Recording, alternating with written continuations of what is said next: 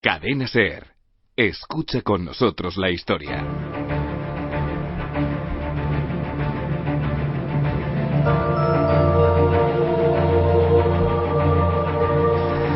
Música de magia para un tema mágico.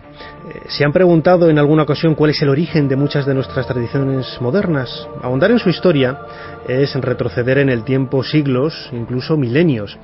Ahora en verano, en muchos lugares de la península ibérica, en esta España de piel de toro, se llevan a cabo romerías, procesiones, festividades, en definitiva, que lo único que hacen es contactar con una tradición casi ancestral, de miles de años de antigüedad. Algunas de ellas se retrotraen, como decía antes, a la prehistoria, y que de alguna forma nos sirve de puente para intentar conectarnos con ese origen, ese lugar del que todos venimos. No deja de ser curioso que la historia contemporánea tenga también esos flecos, esos lazos con cosas que sucedieron hace siglos. Vamos a hacer historia. Comenzamos.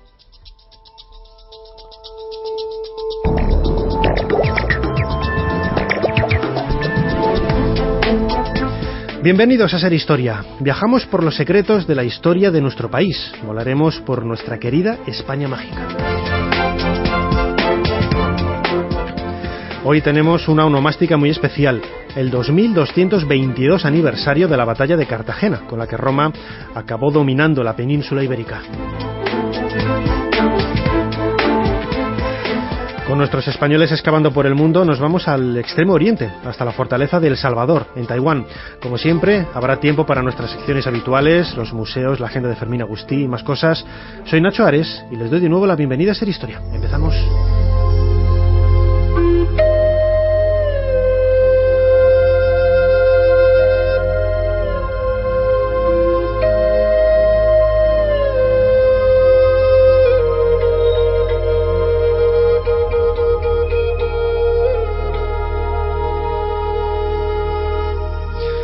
En Ser Historia en muchas ocasiones hemos hecho referencia a aniversarios de todo tipo. Hemos hablado de los 1000 años, de los 1100 años, del siglo, de los 2 siglos, incluso de varias décadas. Sin embargo, varios oyentes del programa que han escrito a serhistoria@cadenaser.com hablándonos de un aniversario muy especial, el 2222, 4 doses, que es los años que nos separan desde la batalla de Cartagena en el año 209 antes de Cristo. Uno de los protagonistas de esta historia, en la que la ciudad cae a manos de Roma, es Escipión el Africano. Y cuando hablamos de Escipión el Africano y sobre todo de muchos temas relacionados con el mundo romano, nunca nos olvidamos de quizás nuestro mejor tertuliano, conversador en este sentido, Santiago Posteguillo. Bienvenido de nuevo a Ser Historia. Y yo encantado de estar con vosotros siempre que queráis. Santiago Posteguillo es autor de una trilogía precisamente dedicada a la figura de Escipión el Africano.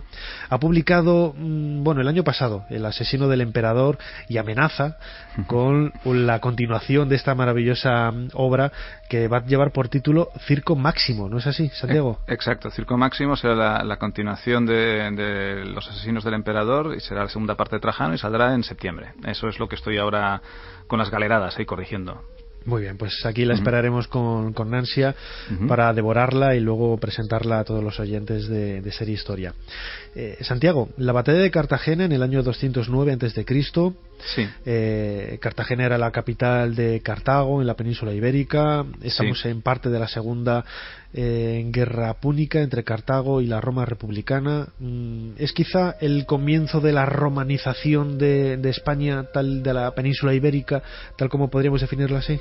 Sí, normalmente se suele atribuir esa fecha un poquito antes, ¿no? 218, cuando el tío de Escipión, Neo Escipión, ¿no? Desembarca, ¿no? Más o menos cerca del Ebro. Ahora bien, como bien se sabe, pues tanto su tío como su padre fueron derrotados y sufrieron terribles derrotas. Y sin embargo, la conquista del Carhadast cartaginés, el Cartago Nova romano, nuestra Cartagena, por parte de Escipión, supone el inicio de victorias romanas en Hispania, ¿no? Y claro, suponía dar un vuelco a la situación geoestratégica en la península. Lo que pasa es cómo consigue esa conquista. Eso es totalmente sorprendente. Y ahí quería entrar un poco en el detalle, ¿no? Porque claro, la victoria sobre Karl-Hadash, como decías, que es el nombre de cartaginés de la antigua Cartagena, se llega a decir que, bueno, Escipión es cierto que venció a los cartagineses, pero también porque ellos tenían ciertos problemas internos entre algunos generales, no tenían la cohesión quizás que habían manifestado en otras ocasiones para luchar contra el enemigo. Sí, claro, hay que recordar que en este momento Aníbal no está en la península ibérica, sino que ha dejado a sus hermanos, y Aníbal, que es el que los unifica a todos con potencia, está luchando en Italia, ¿no? Roma envía a Escipión, hijo, para que se haga cargo de las tropas romanas en Hispania, y lo que Escipión se encuentra es a 3 ejércitos cartagineses repartidos por la península, uno en la Carpetania, más o menos el centro de la península, otro en Lusitania y otro al sur, por lo que luego viene a ser Andalucía. Y claro, y en efecto estaban un poco cada uno a su aire. La idea podría haber sido ir atacando uno a uno antes de que se unan, pero hizo Escipión algo más audaz. Vamos a atacar su capital, su centro neurálgico, Cartagena. Pero claro, un asedio de una ciudad muy inexpugnable como era Cartagena, pues mira, si recordamos en la época, tanto el asedio de Capua por Aníbal llevó meses, con muchas máquinas de asedio, el asedio de Siracusa también, donde estaba Arquímedes, también llevó meses.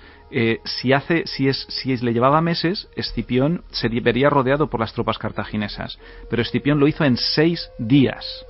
Y eso solo se puede conseguir con una traición desde dentro, como Fabio Máximo consiguió reconquistar Tarento, porque traicionaron a algunos tarentinos, a los cartagineses, y entonces pudo reconquistarla.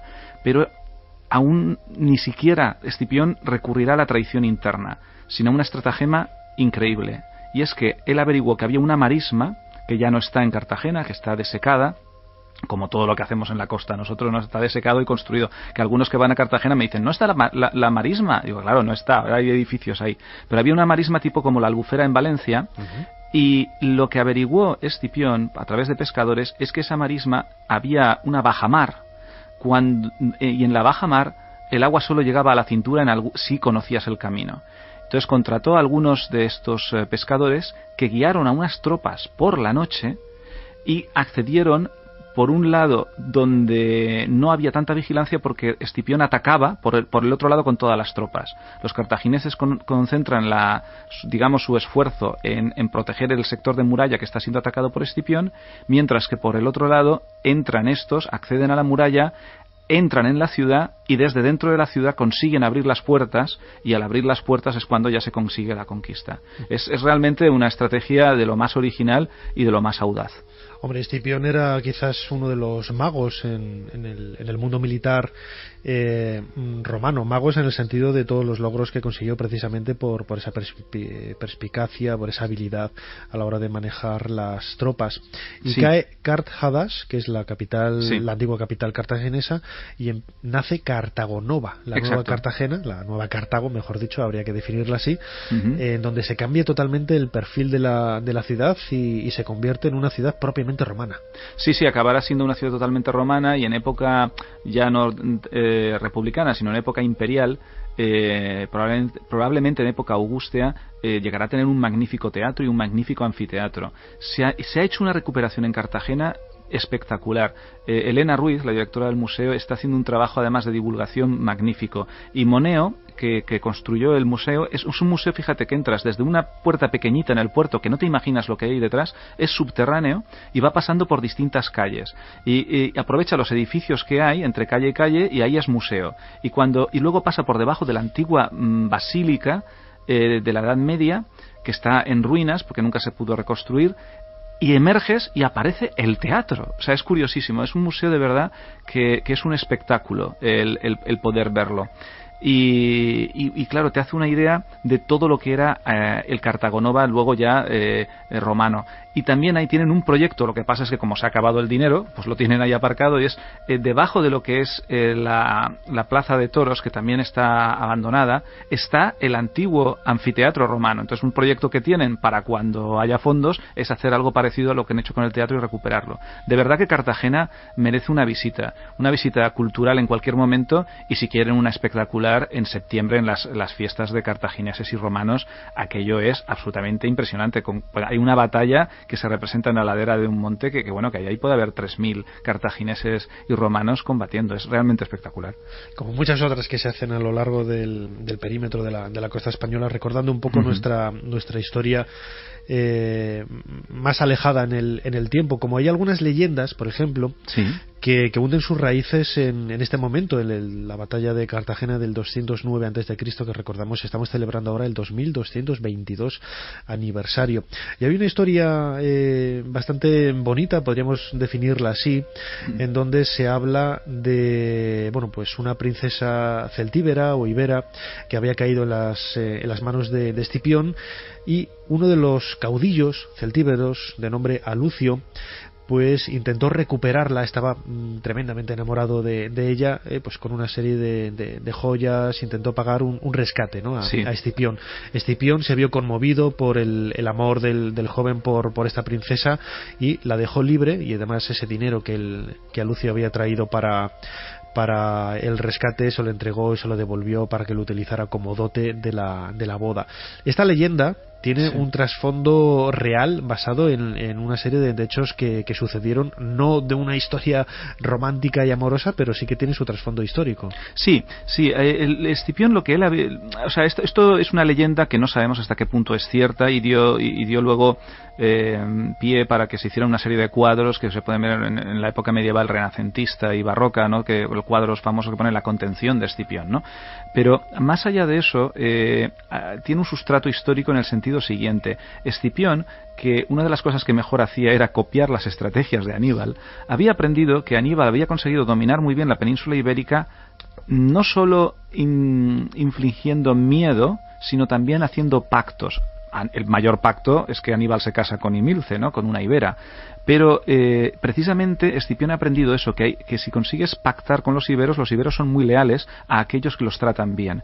Así que lo que sí que se sabe es que Escipión liberó a muchísimos rehenes que tenían de líderes, que podían ser hombres y mujeres, nobles, princesas, puede ser, que tenían los cartagineses precisamente en esa fortificada Carjadast, y al liberarlos, claro, se ganaba para su causa a estas poblaciones, con lo cual se armaba mucho más, se hacía mucho más fuerte a la hora de tener que luchar con esos ejércitos cartagineses que aún estaban en la península ibérica. La batalla de Cartagena, 209 a.C. Ahora en 2013 celebramos el 2222 aniversario. Todo un aniversario por lo menos singular desde el punto de vista de la cantidad de años que nos separan de esta fecha histórica, y que en los últimos minutos hemos tratado, yo creo, con uno de los mejores expertos que conocen la figura de Escipión el Africano, y que en el próximo mes de septiembre va a publicar la segunda parte de esa historia de Trajano, Circo Máximo. Santiago Posteguillo, esperamos con ansia y con muchísimas ganas leer tu nueva novela en septiembre, y aquí te esperamos para hablarnos de ella. Muchas gracias. Un abrazo.